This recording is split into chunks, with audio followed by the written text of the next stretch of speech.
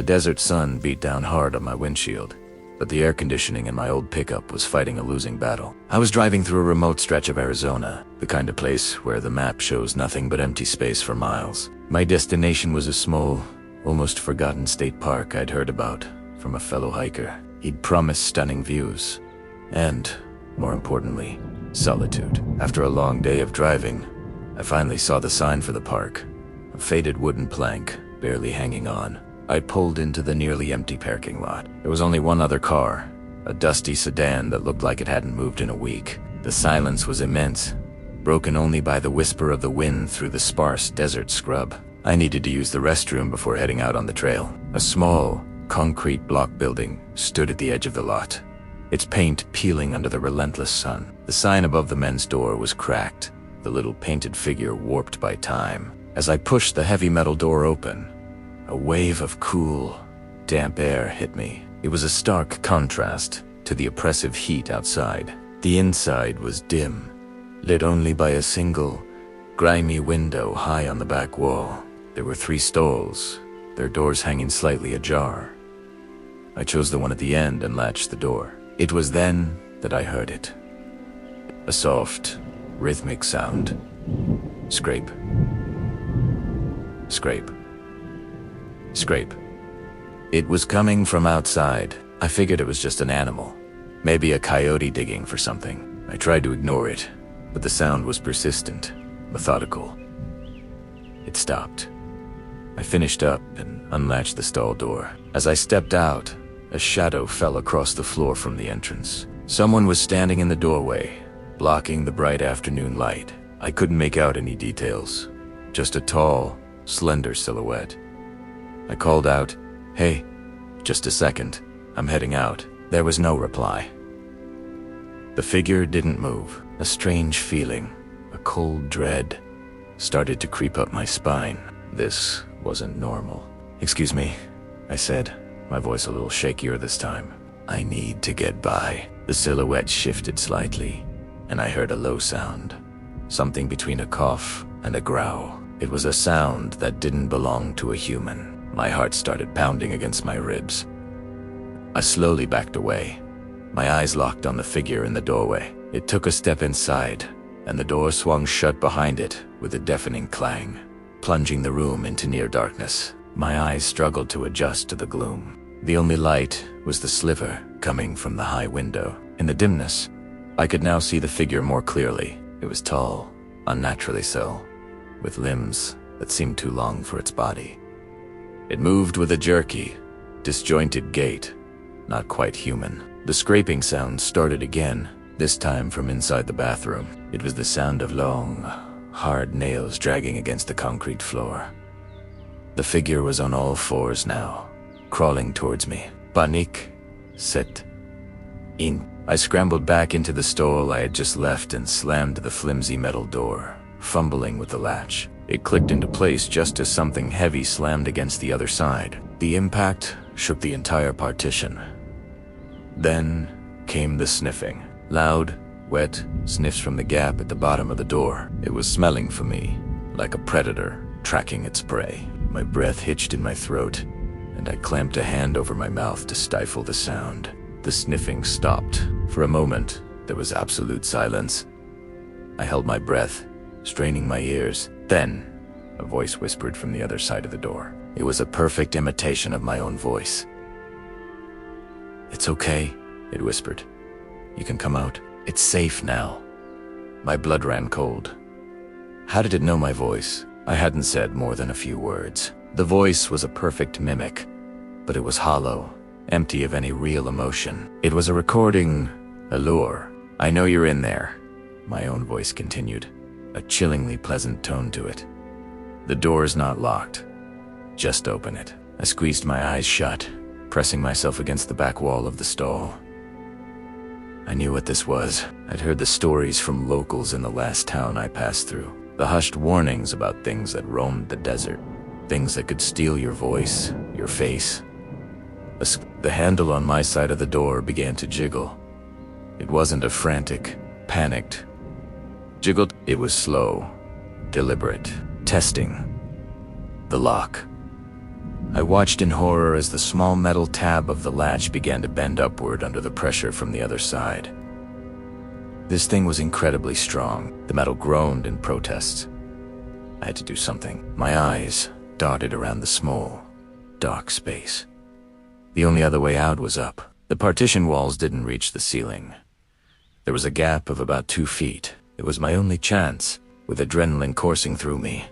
I put my foot on the toilet and hoisted myself up. My muscles screamed in protest. I grabbed the top of the partition, my fingers scrabbling for a hold on the dusty metal. The latch on the door below finally gave way with a loud snap. The door flew open and slammed against the neighboring stall. I didn't dare look down. I pulled myself up and over the partition, landing with a thud in the next stall. I didn't waste a second. I scrambled out and made for the main door. I threw my shoulder against it, but it wouldn't budge. It felt like something was holding it from the other side. I heard a skittering sound behind me and turned. The thing was unfolding itself from the stall, rising to its full, terrifying height. Its form was shifting, distorting in the dim light. I saw limbs elongating, a face contorting into something that was neither human nor animal. Desperate, I looked around for a weapon. Anything. My eyes landed on the old, cast-iron pipe for the water main that ran along the wall. I yanked on it with all my might. The old bolts holding it screamed, but they held. I pulled again, roaring with effort and fear. There was a sharp crack as one of the brackets broke. I gave it one last, desperate heave, and a section of the pipe tore away from the wall. It was heavy, solid. I turned, brandishing the pipe just as the creature lunged. Its movements were impossibly fast. It was no longer imitating me. A guttural shriek tore from its throat, a sound of pure rage that rattled the very concrete around me. It was a sound that would haunt my nightmares for the rest of my life. I swung the pipe blindly. I felt a sickening crunch as it connected with something solid. The creature recoiled with another shriek, a sound of pain this time. It stumbled back, giving me the opening I needed. I didn't wait to see what damage I'd done. I ran to the main door and slammed my body against it again. This time, it flew open. I burst out into the blinding afternoon sun, gasping for air. I didn't look back. I sprinted to my truck, my lungs on fire. I fumbled for my keys, my hands shaking so violently I could barely fit the key in the ignition. The engine roared to life. I threw the truck into reverse, spun the wheel, and floored it. As I sped out of the parking lot, I risked a glance in the rearview mirror. For a split second, I saw something standing in the dark doorway of the bathroom. A tall, gaunt figure, just watching me go. Then it was gone, swallowed by the shadows. I drove 4 hours without stopping, pushing my old truck to its limits, not caring where I was going, only that I was getting as far away from that place as possible. I never went back to that park, and I never will. Sometimes, when I'm alone in a quiet room, I can still hear it. That scraping sound, and a voice, my voice, whispering from the darkness. Thank you for watching. If you have your own chilling encounter you'd like to share, leave it in the comments below. Don't forget to like and subscribe for more terrifying stories from the shadows. Stay safe out there. The thrill of geocaching, finding those hidden treasures, it's what got me and my friend Liam hooked. We'd been at it for months, but we wanted to up the ante, a night hunt. We found a listing for a new cache deep in the Blackwood National Forest, placed just a day ago. The listing was simple. Follow the stars. Find the prize. Not for the faint of heart. That last part should have been our first warning. We arrived at the trailhead just as the sun dipped below the horizon, painting the sky in shades of orange and purple.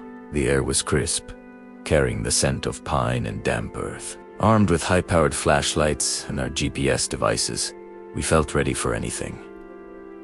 The forest was different at night. Familiar trails became alien, and every rustle of leaves, every snap of a twig, seemed amplified.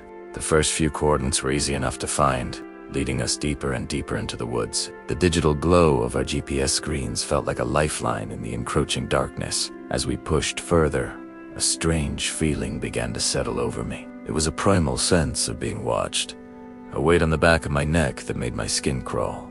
I tried to shake it off, blaming it on the darkness and the spooky atmosphere.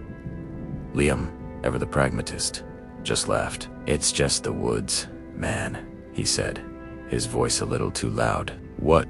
You think a bear is gonna jump out?" We found the third marker tucked into the hollow of an ancient oak tree. The next set of coordinates, however, pointed us off the main trail, into a part of the forest that was dense and untamed. The undergrowth was thick, grabbing at our ankles, and the canopy above was so dense it blocked out the moonlight entirely. Our flashlight beams cut sharp, lonely paths through the blackness. That's when we heard it. A sound that didn't belong. It was a whistle, a simple tune that echoed through the trees. It sounded human, but it was off. There was a hollow, airy quality to it, like wind blowing over the lip of a bottle. We froze, our beams sweeping the area. Nothing. Just trees and shadows. Probably just another hiker, Liam whispered, but his voice lacked conviction. The whistling stopped as suddenly as it began, leaving a ringing silence in its wake. We waited, hearts pounding, but the only sound was our own ragged breathing. Reluctantly, we pressed on. The GPS led us to a small clearing, at the center of which stood a strange, gnarled rock formation that looked almost like a hunched figure. The coordinates told us this was the final location. The cache should be here. We started searching, our lights dancing over the moss-covered rocks, and then the whistling started again. This time, it was closer, much closer. It seemed to come from right behind us. Wispun arhund our lights slicing through the darkness, but there was nothing there, just the impenetrable wall of trees at the edge of the clearing. Panic began to bubble in my chest. "Liam, let's go," I said, my voice trembling. "Forget the cache. Let's just go." Before he could answer, another sound joined the whistling. A voice. It whispered my name. "Alex?" It was a perfect imitation of Liam's voice, but Liam was standing right next to me, his face pale and his eyes wide with terror. He shook his head slowly, confirming it wasn't him. The voice spoke again, this time mimicking me. "Liam, help me." It was a flawless copy of my own voice, filled with a desperate, pleading tone. It was coming from the darkness just beyond our flashlight beams. A cold dread washed over me. This wasn't a hiker. This wasn't an animal. Then we heard movement, a heavy, dragging sound, like something large being pulled through the underbrush, and a series of clicks and pops, like bones being reset. My blood ran cold. The stories I'd dismissed as folklore, tales told around a campfire to scare kids, flooded my mind. The tales of things that walked in the woods, things that could steal your voice, your shape. "We need to run," Liam stammered, his voice barely audible. "Now." We turned and bolted, not caring about the trail, just running away from the clearing, away from the voice. Branches whipped at our faces, thorns tore at our clothes. We could hear it behind us, keeping pace. It wasn't running. It was loping its movements, unnatural and disjointed. The clicking of its bones was a horrifying rhythm to our panicked flight. It started talking to us, a twisted medley of our own voices. "Where are you going?" It called in Liam's voice. "The prize is back there." It cooed in mine. It laughed, a horrible, gurgling sound that was a mockery of human laughter. It was toying with us, enjoying our terror. We burst back onto the main trail, stumbling and gasping for air. We didn't slow down. We ran as if our lives depended on it, because I knew they did. The trail seemed to stretch on forever. Behind us, the sounds grew fainter, but the feeling of being pursued never left. It was as if its presence was burned into the very air around us. Finally, we saw the faint glow of the parking lot lights through the trees. It was the most beautiful sight I had ever seen. We burst out of the woods and scrambled into my car, fumbling with the keys, my hands shaking so badly I could barely get them into the ignition. The engine roared to life, and I slammed the car into drive, peeling out of the lot without looking back. We drove in silence for a long time, the only sound, the hum of the engine and our own shaky breaths. I didn't dare look in the rearview mirror until we were miles away, back on the main highway, surrounded by the comforting glow of streetlights. We never went back to the Blackwood National Forest. We never went geocaching again. Sometimes, late at night, when the house is quiet. I think I can hear it. That faint, two-note whistle on the wind. And I remember the thing in the woods that wore our voices. I don't know what we stumbled upon that night, but I know it wasn't human. It was ancient, and it was hungry, and we were lucky to escape with our lives. Some treasures are meant to stay hidden, and some woods are meant to be left alone, especially after dark. Thanks for watching. If you enjoyed this story, make sure to hit that like button and subscribe for more Tales from the Shadows. Stay safe out there.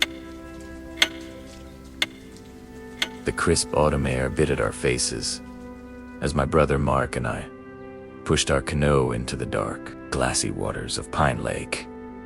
It was our annual tradition, a late-night fishing trip under the full moon, just the two of us. The moon cast a silvery path across the water, and the only sounds were the gentle dip of our paddles and the distant call of a loon. We'd been out for about an hour, our lines trailing silently behind us, when Mark pointed toward the shore. A single lantern glowed near the tree line, a warm, inviting light in the vast darkness. We figured it was another late-night angler, so we didn't think much of it. We paddled on, finding a secluded cove where the pines grew thick and tall, their shadows like long, skeletal fingers reaching out over the water. Mark lit our own lantern and placed it in the center of the canoe. Its golden light pushed back the darkness, casting our two distinct shadows onto the water's surface. We settled into a comfortable silence, the kind only brothers can share, just enjoying the peace of the wilderness. That's when I saw it, a flicker on the water. I glanced at the lantern, then back at the lake. There were our two shadows, stark and clear, but next to them, a third shadow had appeared. It was long, impossibly thin, and hunched. It didn't match either of our shapes. Primera not good. Marked, my heart starting to pound a frantic rhythm against my ribs. "Look," I whispered, my voice barely a tremor. He followed my gaze, and his face went pale. The shadow was there, undeniable, a dark stain on the moonlit water. It moved when we were perfectly still. It swayed slowly, unnaturally, a grotesque dance performed by an unseen partner. We looked around the canoe, then at each other, a silent question passing between us. Where was it coming from? The air grew heavy, the kind of silence that feels loud. The loon had stopped calling. The gentle lapping of water against the canoe seemed to roar in my ears. The third shadow began to stretch, contorting into a shape that was neither animal nor human. It elongated, its form twisting as if it were made of smoke. Panic clawed at my throat. We scrambled for our paddles, our movements clumsy and loud in the sudden stillness. We had to get away from whatever was casting that shadow. As we started to paddle frantically back toward our launch point, the shadow kept pace. It clung to the side of our canoe's reflection, a third, silent passenger on our journey. We didn't dare look back toward the shore, terrified of what we might see. But then, a sound drifted across the water. It was a soft, guttural clicking, a noise that seemed to vibrate in my very bones. It was close. Too close. Too. I risked a glance over my shoulder, back toward the dark tree line. The lantern we had seen earlier was gone. In its place, two pinpricks of light glowed faintly, like embers, in the pitch-black woods. They were low to the ground, and they were moving, mirroring our path along the shoreline. The clicking sound grew louder, more insistent. It was a sound of something large, something heavy, moving through the underbrush with an unsettling speed. The two glowing points of light lifted higher, as if whatever they belonged to was slowly standing up. My breath hitched. The shadow on the water began to change again. It grew, tired its limbs, stretching out at impossible angles. It was taking on the shape of a man, but a man stretched and broken, like a reflection in a funhouse mirror. Mark was paddling with all his might, his breath coming in ragged gasps. "Faster," he choked out. "Just go faster." The clicking was right behind us now. It sounded like it was coming from the water itself. I refused to look at the shadow. I focused on the launch point, a faint sliver of beach in the distance. But I could feel it. I could feel a presence in the canoe with us, a cold spot that moved and shifted. The clicking sound was no longer just behind us. It was all around us. It was a chorus of clicks, a symphony of dread. I could hear it to our left, to our right, and then a soft click right behind my head. My blood ran cold. I froze. Paddle held midair. Mark stopped too, his eyes wide with a terror I had never seen before. The third shadow on the water was no longer just a shadow. It was darker, more solid. It was rising from the surface, a figure of pure darkness, coalescing from the reflection. It had no features, no face, just a vaguely humanoid shape that seemed to drink the moonlight. Then, from the darkness behind me, a voice whispered my name. It was a perfect imitation of Mark's voice, but it was hollow, empty of all life. "Don't be afraid," it said, the words slithering into my ear. I screamed. It was a raw, primal sound of pure terror. Mark screamed with me. We abandoned all reason and threw ourselves into paddling, not caring about noise, not caring about anything but escape.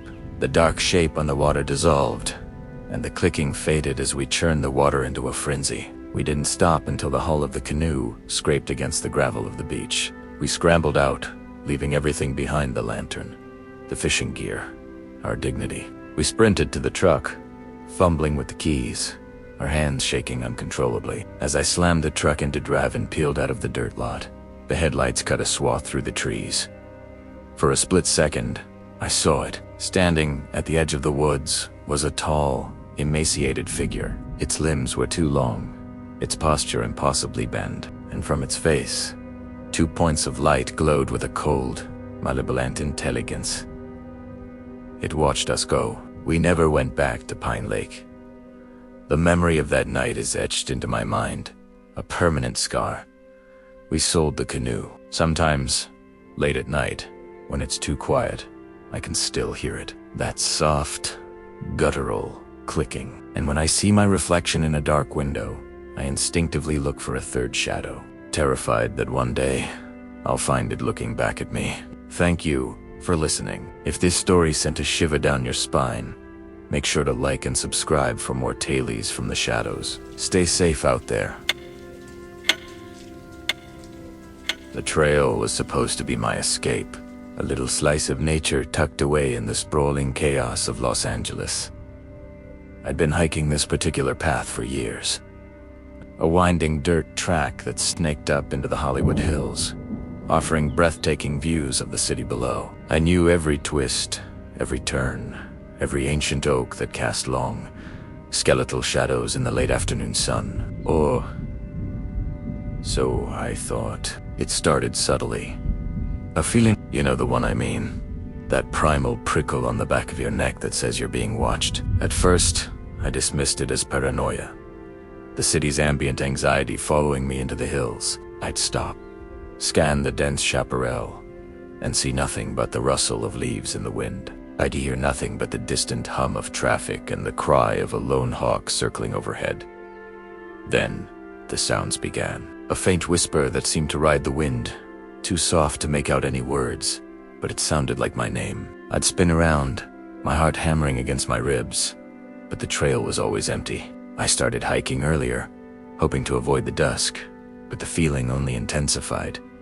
The woods felt wrong. The air grew heavy, and the usual birdsong was replaced by an unnerving silence. One evening, as the sun bled orange and purple across the skyline, I saw it. It was far up the trail, a dark shape moving against the twilight. At first, I thought it was a coyote, maybe a large dog off its leash. It was moving on all fours, its gait strange and disjointed. I stopped, squinting, trying to get a better look. It was too large for a coyote, its limbs too long, too human-like. It paused, and in the fading light, it slowly rose. Not like an animal rearing up, but like a person unfolding themselves from a crouch. It stood on 2 legs, a tall, impossibly thin silhouette against the dying day. Its form was lanky and wrong, its arms hanging down almost to its knees. I couldn't see a face, just a dark, indistinct shape where a head should be. A cold dread,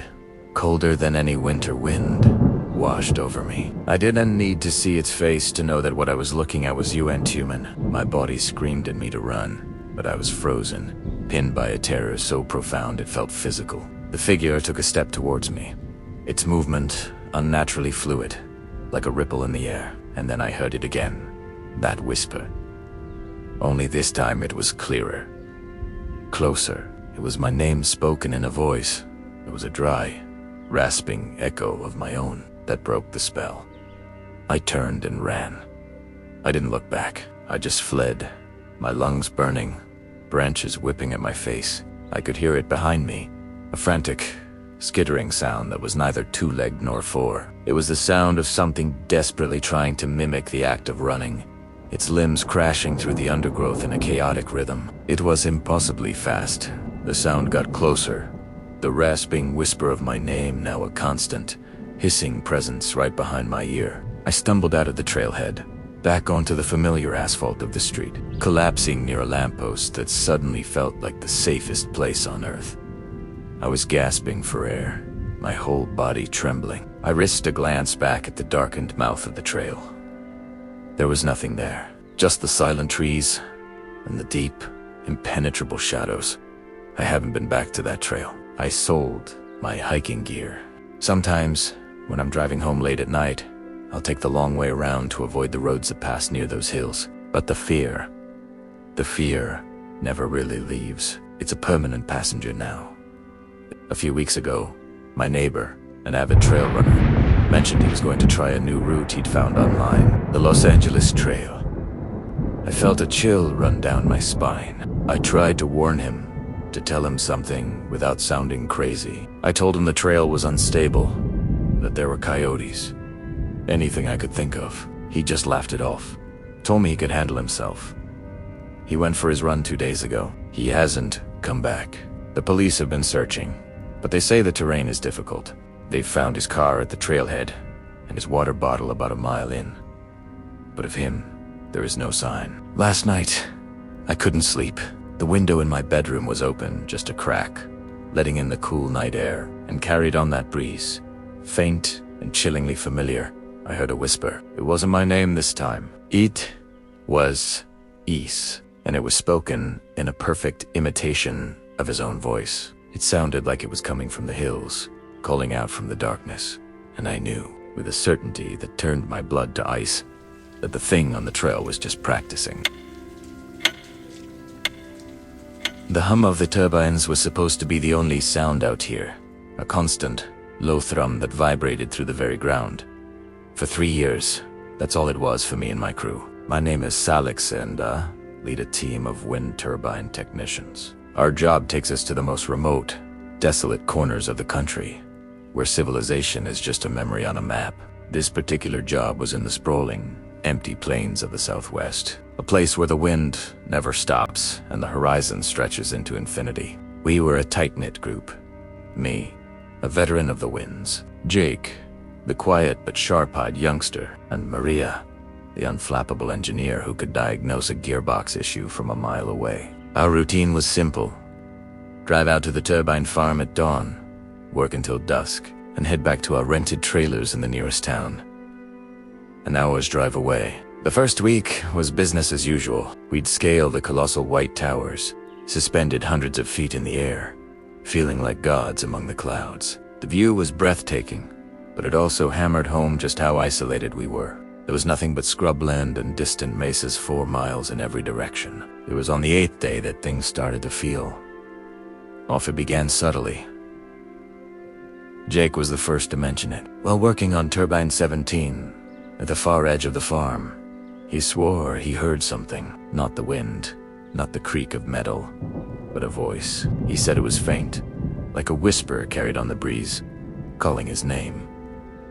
We laughed it off. The wind plays tricks on you out here. It can mimic voices, sounds, anything your mind wants to hear. We told him he was just tired, that the endless hum was getting to him. But I saw the look in his eyes.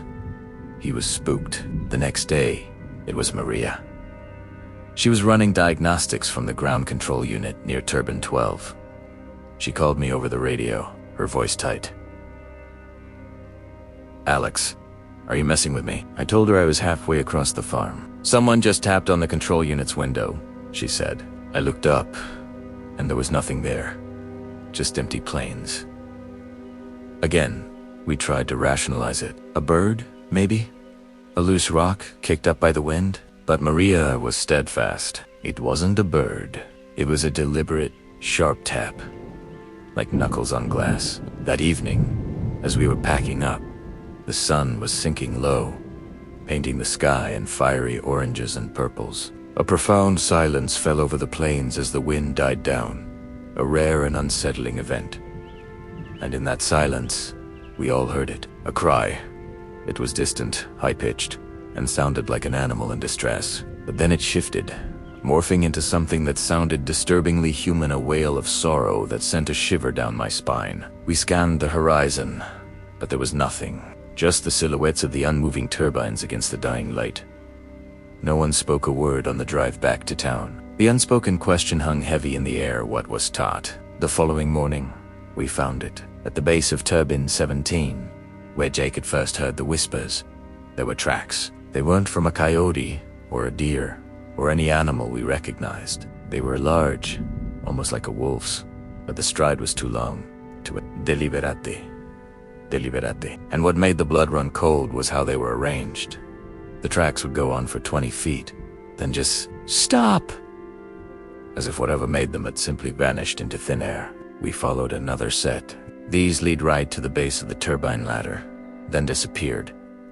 It was impossible. That's when the stories started coming back to me. Tales the old-timers in town told, half joking, over beers. Stories about the land, about things that walked in the shadows, things that shouldn't exist. They called them skinwalkers, shapeshifters, beings that could mimic voices, take the form of animals, and stalk the unwary. At the time, I'd dismissed it as local folklore, campfire tales, to scare tourists. Now, standing over those impossible tracks, I wasn't so sure. The unease on the crew was palpable. Jake was jumpy, constantly looking over his shoulder. Maria, ever the pragmatist, tried to find a logical explanation, but even she was running out of theories. I tried to keep everyone focused on the job. We had a deadline. But the feeling of being watched was relentless. Every shadow seemed to move. Every gust of wind seemed to carry a faint, mocking whisper. The true terror began that night. A storm was rolling in, the sky turning a bruised, angry purple. We decided to work late to secure the equipment before the rain hit. We were at Turbine 9, 100 feet up in the nacelle, the housing that holds the generator. The wind was howling outside, rattling the metal frame. Suddenly, the service light on our control panel flickered and died, plunging us into near darkness, lit only by our headlamps. Power fluctuation, Maria said, her voice a little too calm. I'll check the breaker. As she moved toward the panel, a loud bang echoed from outside, right on the roof of the nacelle. It sounded like something heavy had just landed on it. We froze. We were 300 feet in the air. Nothing could get up here. Another bang, this time on the sidewall. Then a scraping sound, like claws dragging against metal, slowly, deliberately, moving across the exterior. Jake let out a choked cry, his face pale in the beam of his headlamp. "What is that?" he whispered, his voice trembling. I grabbed the heavy wrench from my toolkit, my heart hammering against my ribs. "Stay back," I ordered them, my voice barely a whisper. The scraping continued, circling us, and then we heard the voice. It wasn't a whisper this time. It was clear, right outside the hatch. It was my voice. "Guys, open up," it said, perfectly mimicking my tone. I dropped my radio. I had to climb up the outside. It's slippery out here. My blood turned to ice. I was standing right there, inside with them. Maria and Jake stared at me, their eyes wide with terror. I shook my head slowly, putting a finger to my lips. The thing outside chuckled, a dry, rasping sound that was nothing like my own. "Come on, Alex," it said, this time in Jake's voice. "Don't be a coward. Let me in." Jake whimpered, shrinking back against the generator. Then it used Maria's voice, pleading. "Please, it's so cold." My harness slipped. "Help me." The mimicry was perfect. It knew our names. It knew our voices. It was toying with us, trying to trick us into opening the hatch. We were trapped, suspended in a metal box in the sky, with a nightmare scratching at the door. The scraping stopped. For a long, terrifying moment, there was only the sound of the wind and our own ragged breathing. Then, a new sound started. Sof. Rhythmic tapping on the small porthole window on the access hatch. Tap. Tap. Tap. I had to see, peering through the thick glass. My headlamp beam cut through the darkness. For a second, I saw nothing but the stormy night sky. Then, a face appeared in the window. It wasn't human. It wasn't an animal. It was a horrific fusion of both. The long, gaunt face of a canine, with coarse, dark fur matted around it. But the eyes were intelligent, filled with a malevolent, ancient cunning. They were almost human, and they stared directly into mine. Its lips, thin and black, peeled back to reveal rows of yellowed, needle-like teeth in a grotesque smile. A low growl rumbled from its chest, a sound that vibrated through the very metal of the turbine. It raised a long, spindly limb, ending in dirty, talon-like claws, and tapped the glass again. Tap, tap, tap. I scrambled back, falling over a toolbox, my mind screaming. That was it. That was the thing that had been stalking us. Maria helped me up, her face a mask of disbelief and horror. The creature outside let out a screech, a sound that was a mix of a coyote's howl and a human scream, and we heard the scraping sound again, this time moving down the side of the tower. It was leaving. We didn't sleep that night. We stayed huddled in the nacelle until the first rays of dawn broke through the clouds. The storm had passed. As soon as there was enough light, we scrambled down the ladder, not even bothering to secure the rest of the equipment. We didn't look back. We piled into the truck and floored it, leaving the silent, white giants and the dust of the plains behind us. We broke contract. We told the company there was a critical, unfixable structural issue with the turbines and that the site was unsafe. It was a lie, but how could we explain the truth? Who would believe us? We packed our things and left that town the same day, never to return. I still work as a technician, but I never take jobs in the Southwest anymore. Sometimes, on quiet nights when the wind picks up, I can almost hear it, a faint whisper on the breeze, a scratching sound at the edge of my hearing, and I see those eyes, those intelligent, hateful eyes, staring at me from the darkness. We didn't just repair wind turbines out there. We stumbled upon something ancient and hungry, and I know, with a certainty that chills me to my core, that it remembers our names. Thank you for listening to my story. If you've ever had a strange encounter in the middle of nowhere, share it in the comments below. And don't forget to subscribe for more chillin' tales. Stay safe out there. The lake was my sanctuary, a mirror of calm reflecting the endless sky. I'd spent countless hours in my small boat, just drifting, finding peace in the gentle rock of the water. That evening was no different, or so I thought. The sun was setting, painting the sky in fiery oranges and purples. I was packing up my fishing gear, content with the day's tranquility, when a flicker of movement on the water's surface caught my eye. It was another boat, a simple wooden dinghy, much like my own, but its reflection was wrong. The boat itself was empty, yet in the water, a dark figure was clearly visible, rowing with a slow, deliberate rhythm. I blinked, rubbing my eyes, convinced it was a trick of the fading light. But the image remained, stark and undeniable. The reflection showed a figure, gaunt and tall, with limbs that seemed just a little too long, its movements unnaturally fluid. A cold dread, heavy and suffocating, began to creep up my spine. I looked back at the empty boat, then to its chilling reflection. They were moving in perfect sync, the real empty boat and the reflected one with its phantom occupant. My heart hammered against my ribs, a frantic drumbeat in the sudden, deafening silence. The birds had stopped singing. The gentle lapping of the water seemed to have ceased. It was just me in that impossible sight. My first instinct was to scream, but the sound was trapped in my throat, choked by a primal fear I'd never known. My second was to row, to get away as fast as my trembling arms would allow. I fumbled for my oars, my fingers clumsy and numb. As I began to paddle, a sound drifted across the water. It wasn't a human voice. It was a low, guttural click, a sound that seemed to scrape against the inside of my skull. I risked a glance back. The empty boat was closer now, much closer than it should have been, and the reflection, the figure was looking right at me. I couldn't see its face, just a dark shape where a head should be, but I felt its gaze like a physical weight. Panic took over. I rowed with a desperate, wild energy, my muscles screaming in protest.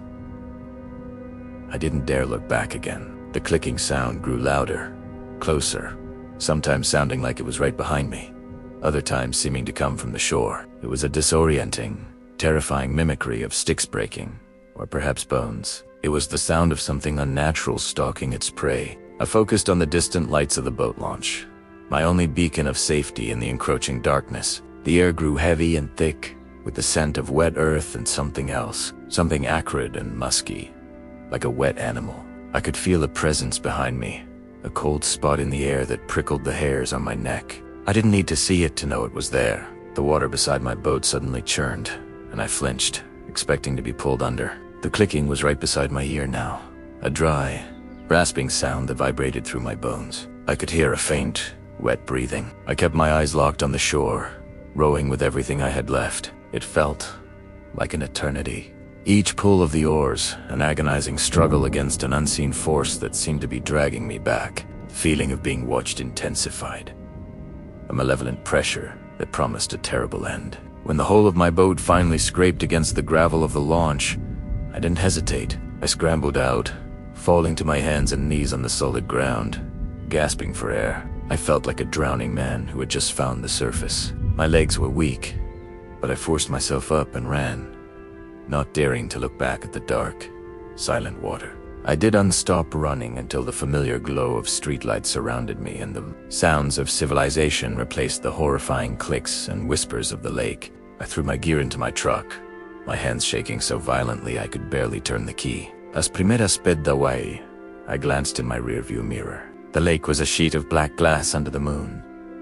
My boat was still there, beached on the shore, and just beyond it, at the edge of the trees, a tall, shadowy figure stood watching, its form long and impossibly thin against the night sky. It slowly raised an arm, not in a wave, but in a gesture that felt like a claim, a promise.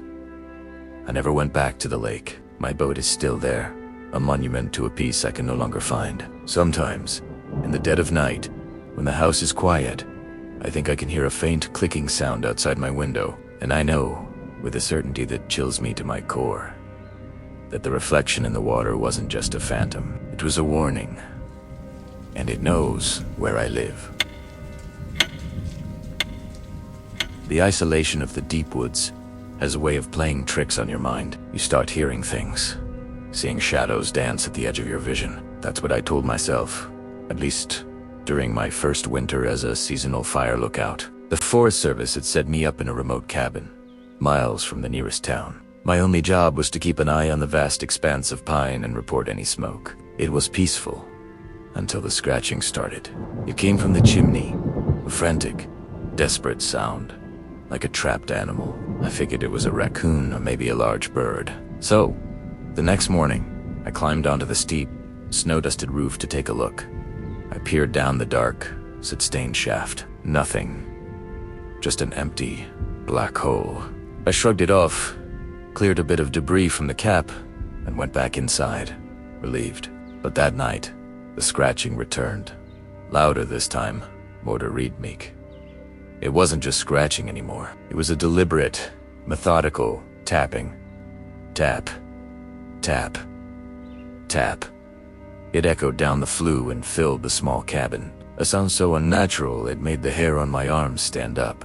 I tried to ignore it, burying my head under the pillows, but the sound seemed to creep right into my skull. The next day, I was determined to solve this. Back on the roof, I lowered a small flashlight on a string down the chimney. The beam cut through the darkness, illuminating the brickwork, the soot, the dot weight.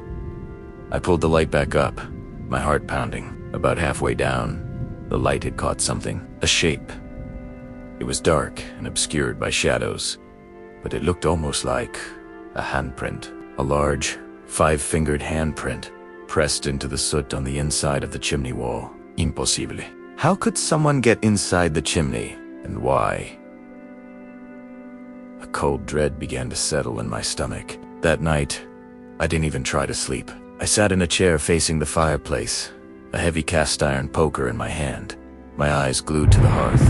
The tapping started right on schedule, but this time it was accompanied by a new sound. A low, guttural whisper. It was too faint to make out the words, but the tone was chilling. A dry, rasping sound that seemed to slither down the chimney. It wasn't human. No human could make a sound like that. The voice would whisper for a few minutes. Then the tapping would start again, more insistent, more demanding. I spent the entire night like that, frozen in my chair, listening to the sounds from the fireplace. My mind racine who was up there. What did they want? The thought of climbing back on that roof filled me with a primal terror I had never known. By the third day, I was a wreck. I hadn't slept. I'd barely eaten. The sun was setting, painting the sky in hues of orange and purple, but the beauty was lost on me. All I could think about was the coming night. As darkness fell, I barricaded the cabin door with a heavy wooden table and wedged chairs under the windowsills. Then I sat in my usual spot, poker in hand, waiting. The scratching began, but it was different. It wasn't coming from the chimney anymore. It was coming from the roof, a slow, heavy scraping, as if something was dragging itself across the shingles, right above my head. Scrape. Drag. Scrape. Drag. It moved from the chimney to the edge of the roof, directly over the front porch. Then, silence. A heavy, suffocating silence that was somehow worse than the noise. I held my breath, straining my ears. A soft thud from the porch. Something had jumped down. My blood ran cold. I stared at the door. The heavy oak table, the only thing between me and whatever was outside. Slowly, a shadow began to creep under the door. It was long and thin, impossibly thin, stretching and elongating as it moved. Then came the smell, a musky, animalistic odor, like wet fur and damp earth. A soft scratching started at the door, a delicate, almost curious sound. It wasn't the frantic scratching of an animal. It was the exploratory tracing of a finger. The handle began to jiggle, up and down, slowly at first, then more violently. The metal rattled in its housing, the sound echoing in the silent cabin. I backed away from the door, my knuckles white on the poker. Whoever, or whatever, was out there, it was trying to get in. Suddenly, a voice whispered from the other side of the door, and this time, I heard it clearly. It was a perfect imitation of my supervisor's voice, the one I spoke to on the radio every morning.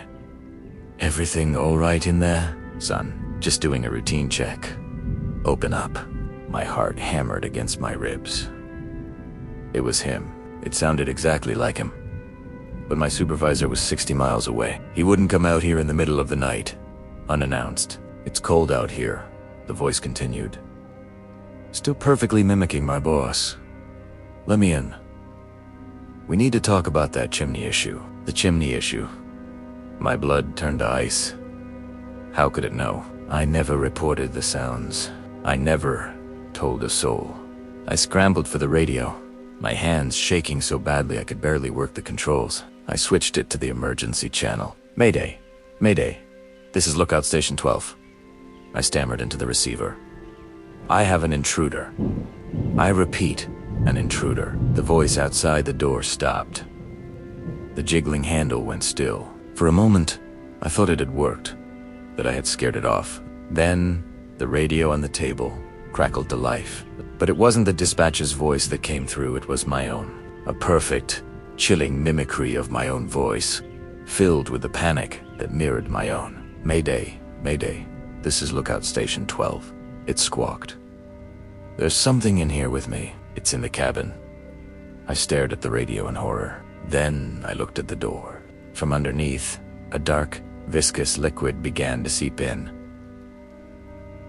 pooling on the floorboards. It wasn't liquid. It was shadow, coalescing, gathering mass. The scratching started again, not on the door this time, but on the floorboards right in front of me, as if it was clawing its way up from below. The mimicry on the radio shifted, changing into the voice of my mother. "Honey, are you there?" I was so worried. I screamed. I don't know how I got out. I remember throwing a chair through a window, the sound of shattering glass, the biting cold of the night air. I just ran. I ran through the snow, through the dark woods, not daring to look back. Behind me, I could hear it. I could hear it calling my name and the voices of everyone I had ever known, begging me to come back. I never stopped running. They found me the next morning, miles from the cabin, suffering from hypothermia and shock. They said I was delirious, that the isolation had gotten to me. They inspected the cabin. They found the broken window, the overturned furniture. They even climbed onto the roof and checked the chimney. They told me it was clean, perfectly clear, but they did find one thing they couldn't explain. On the inside of the chimney flue, about halfway down, there was a message, scrawled in the soot. It wasn't written in letters. It was a single, perfectly formed handprint. And Nick's tweet, newly etched into the grime, was my name. Thank you for listening. If you enjoyed this story, please hit that like button and subscribe for more Tales from the Shadows. Stay safe out there. Have you ever felt a presence so ancient and malevolent that the very air turns cold and heavy? A feeling that you're being watched by something that isn't human. Something that's been walking the earth long before our cities were ever built. I have, and I wish I never had. It happened last fall, just outside Amarillo, Texas, in the vast, unnerving emptiness of the Panhandle Plains. My name is Alex and I work for the Parks and Wildlife Department.